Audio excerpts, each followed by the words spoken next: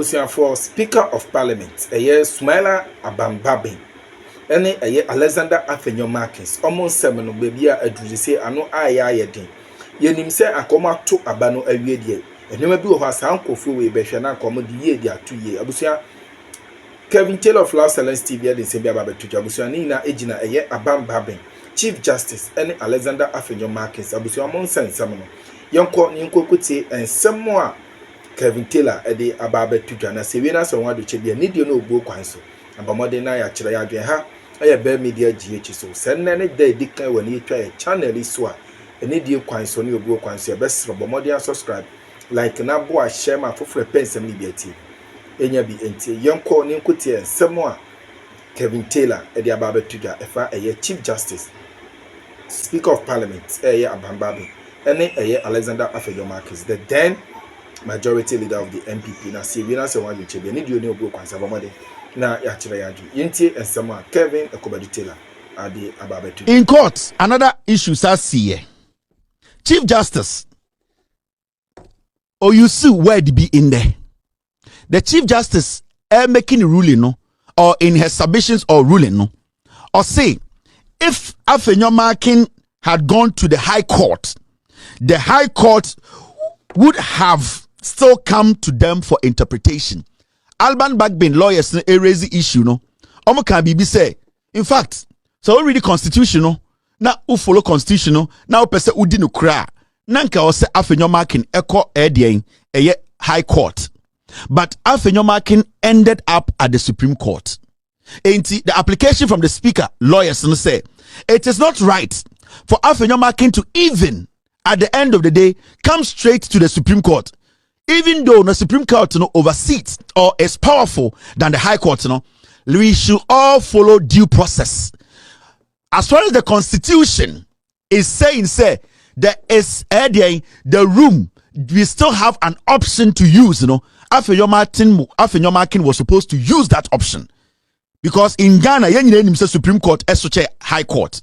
But the Constitution so says Supreme Court such a High Court. But the Constitution also insisted I was say issues like this, majority of them has to come to the High Court. The Constitution recognizes the Supreme Court as being the the highest court of the land. But the Constitution also did not. The Constitution also did not discredit the High Court. It gave the High Court specific role to play in issues like this because Constitution will say due process is very important when it comes to law. In Toka say, even though the Supreme Court is there, you have to go to the High Court first. So why did AfenyoMarkinsfrom come to the Supreme Court? Chief Justice started using hypothetical statement in her ruling. Now, when a Chief Justice sits in the Supreme Court and start using hypotheticals, because the probability say AfenyoMarkinsfrom can echo High Court or Beba Supreme Court, you cannot say it is definite. No. The probability say case, it could have ended up in the High Court, it is also high. So how can a Chief Justice sit in the Supreme Court and say if even AfenyoMarkinsfrom had gone to the High Court, it could have still ended up on her table? It means the Chief Justice sits in the Supreme Court using hypothetical statements to judge a case that are supposed to go through due process and definite actions. Now, listen to this. Third, it is the most basic tenet of our legal system that different courts operate in different jurisdictions, and every court is given its own jurisdiction. So the type of cases that can be settled in any court depends on the nature of the dispute. Thus, if someone is challenging that a member of parliament has not lawfully won their seat, that challenge must be done at the High Court in the region that the constituency is in. However, if any two people challenge that the process of electing the same member of parliament did not conform with the constitutional provision, that dispute over the correct interpretation or meaning of the constitutional provision must be brought to the Supreme Court for interpretation.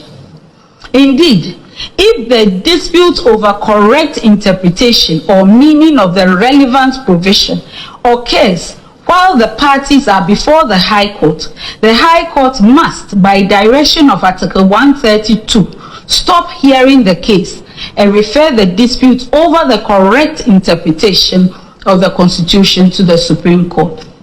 There are many cases on this manner of resolving disputes requiring constitutional interpretation, including ex parte Senator Rawlings. Citation provided. In every given month and year, the Supreme Court regularly deals with cases seeking interpretation and enforcement of provisions of the 1992 Constitution, and every law report issued every month is filled with such cases. It is therefore misinformation and misapprehension of law for the applicant to present that the Supreme Court has no jurisdiction to provide the correct interpretation of Article 97(1)(g), because Article 99 gives jurisdiction over determination of membership of Parliament to the High Court. Article 99 reads, "The High Court shall have jurisdiction to hear and determine whether elected as a member of Parliament or the seat of a member has become vacant, or a person has been validly elected as a Speaker of Parliament, or having been so elected has vacated the office of Speaker. A person aggrieved by the determination of the High Court under this article may appeal to the Court of Appeal." From the above, it can be seen that if anyone raised the question whether a person has been validly elected as a member of Parliament or a seat of a member of Parliament has become vacant as a matter of fact, that person is required to go to the High Court for the High Court to resolve any issues around that question. In the instant case, the records brought to the Supreme Court submitted that the question was raised on the floor of Parliament that by filing nominations to contest as independent members of the 9th Parliament, members of the 8th Parliament should be deemed by reason of the meaning of Article 97(1)(g) to have vacated their seats in the 8th Parliament. Thus, the vacation of seats is not a matter of fact from death or resignation or notice by the parties themselves to Parliament. It is to be taken from an interpretation and enforcement of Article 97(1)(g), the Speaker, or G, if he leaves the party of which he was a member at the time of his election to Parliament to join another party, or seeks to remain in Parliament as an independent member, or H, if he was elected a member of Parliament as an independent candidate and joins a political party. 2. Notwithstanding paragraph G of clause 1 of this article, a merger of parties at the national level sanctioned by the party's constitution or membership of a coalition government of which his original or political party forms part shall not affect the status of any member of Parliament. Now, clearly, with the disputed interpretations alleged in the plaintiff's statement of case, even if the parties had gone to the High Court under Article 99, the High Court would have been compelled by Article 132, as happened in the case of ex parte Senator Rawlings, to refer these contested meanings to the Supreme Court to determine the correct interpretation. The plaintiff's statement of case, even if the parties had gone to the High Court under Article 99, the High Court would have been compelled by Article 132, as happened in the case of ex parte Senator Rawlings, to refer these contested meanings to the Supreme Court to determine the correct interpretation. Even if the parties had gone to the High Court under Article 99, the High Court would have been compelled by Article 132, as happened in the case of ex parte Senator Rawlings, to refer these contested meanings to the Supreme Court to determine the correct interpretation. It is therefore disingenuous and wrong, including being an act of disinformation, for the argument to be presented that the jurisdiction of the Supreme Court could never be invoked to determine a constitutional interpretation because of the High Court's jurisdiction to hear and determine disputes on elections and vacation of seats of members of parliament under Article 99.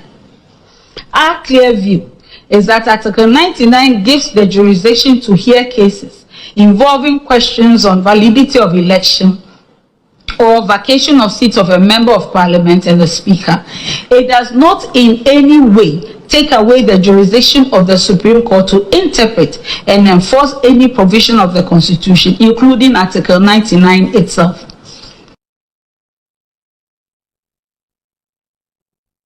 Correct interpretation. It is therefore disingenuous and wrong, including being an act of disinformation, for the argument to be presented that the jurisdiction of the Supreme Court could never be invoked to determine a constitutional interpretation because of the High Court's jurisdiction to hear and determine disputes on elections and vacation of seats of members of parliament under Article 99. Our clear view is that Article 99 gives the jurisdiction to hear cases involving questions on validity of election or vacation of seats of a member of parliament and the speaker. It does not in any way take away the jurisdiction of the